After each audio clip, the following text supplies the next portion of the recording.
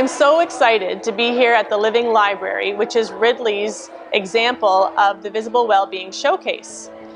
This is our second visit from Lee Waters, and we are welcoming her back this morning, as well as welcoming back all of our faculty and staff after a relaxing holiday.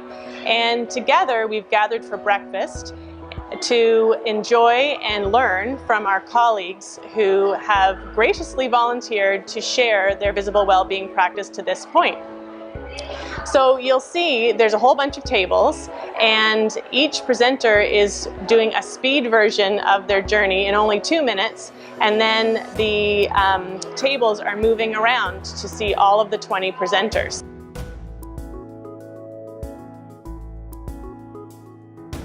So one of the reasons why this Visible Wellbeing Living Library is so important is because on our journey, what we're doing now is we're showcasing to each other how visible well-being is working. Not everyone can see the progress that is being made. And what's exciting about all the sharing that's going on is that the staff and faculty, just by being here, will have, I believe, a rise in their own well-being, and that will impact our students. So this whole approach is based on the idea that when faculty and staff improve their well-being, then the well-being of our entire community, in particular our students, improves as well. The Living Library for me was a positive experience in sharing what I had done and listening to feedback from other faculty. It also creates a bit of a momentum for me to continue on this road and to continue to explore and try different practices in my teaching. I thought it was great. I really enjoyed, I could hear a couple other people presenting and heard what they were saying, and just the creativity of the use of character strengths was excellent. And I thought it was a really positive way to start the day and just get things rolling in a new year. Today I had a chance to talk to my peers about what I've done for one small part of that unit of inquiry, and it was a data analysis component. So the kids did several different surveys, multiple intelligence survey for kids, a Myers-Briggs surveys for kids, and then also a VIA character strength survey for kids. And we analyzed the results. So we looked at our class data and individual data as well. So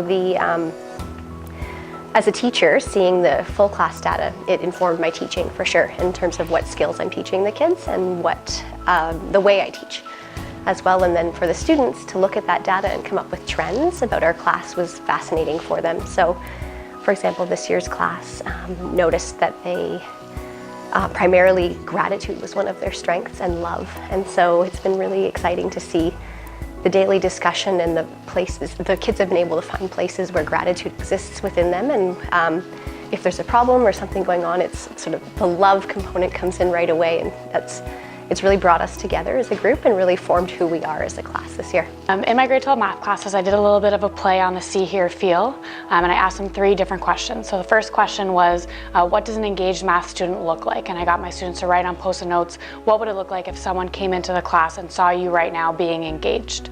The second question I asked them was, what does a good math teacher sound like? And I told them to focus on what the math teacher sounds like, their voice sounds like, rather than what they're saying.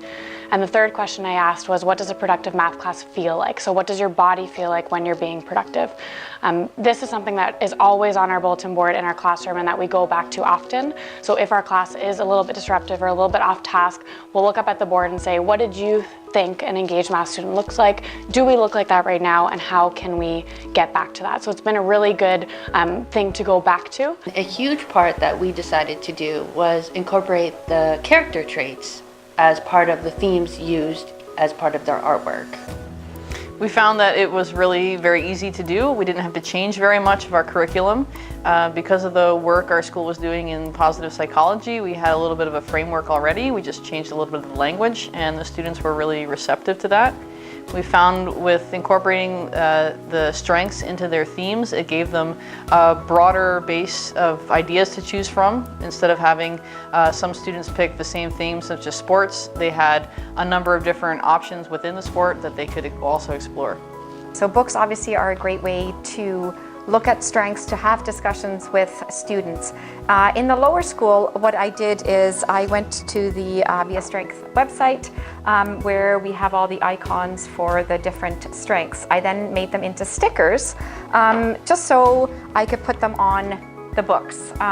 Students are now able to pick books according to title, author, the front cover, which some of the little guys tend to do, but now they also have the stickers.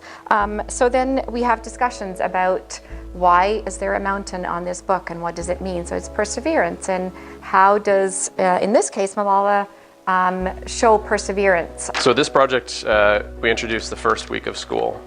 We put sheets of paper like this on every door in the dorm at Dean's, and the boys from that particular room, all their names were on it.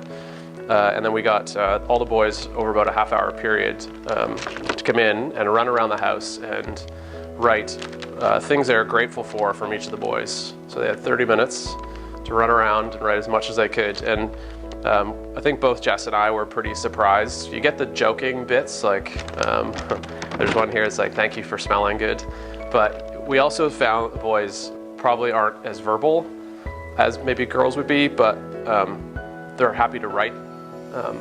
They're happy to write things, like emotional things. So there's a lot of stuff that we found when Jess and I went around and analyzed or looked at the sheets after the boys were done that were quite heartfelt. So here at Ridley, we have our administrative team has a PLC, Professional Learning Community, and one of the things that we do is a gratitude circle when we first start our meetings. As we went around and talked about the gratitude, it became interesting to me to learn new things about my coworkers who I may or may not have interacted with much before. And I got to learn things about them because there were no parameters on the gratitude. It was just share something you're grateful for, whether it's about your personal life, about the world, about your work, and it put me in a much better spot. I shared something having to do with changing the conversation about students. And that had to do with student management meetings in which we talked about strengths up front. And one of the things we emphasized was when you do that, it resets the mode of conversation. Instead of complaining or identifying points of grievance or faults of the student or problems, you start with the strengths. But the other thing, it enables you to think about the way that a student might flourish, and if there's anything holding the student back from showing that strength that could be practiced or addressed, any skill that a student could get. I think that was enjoyable.